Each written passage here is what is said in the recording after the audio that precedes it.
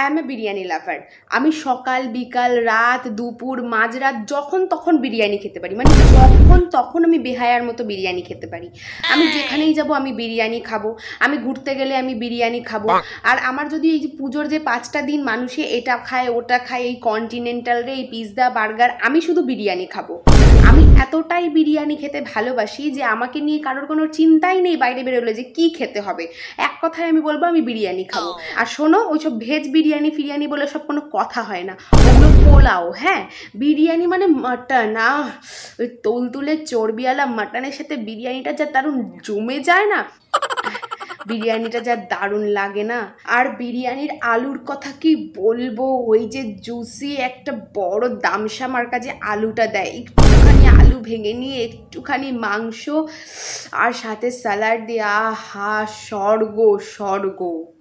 এই যে যারা বলে না বিরিয়ানি, বাবা বিরিয়ানির গন্ধই সহ্য হয় না, এত রিচ এত মশলা, হাট, খেতে হবে না, সরে যা।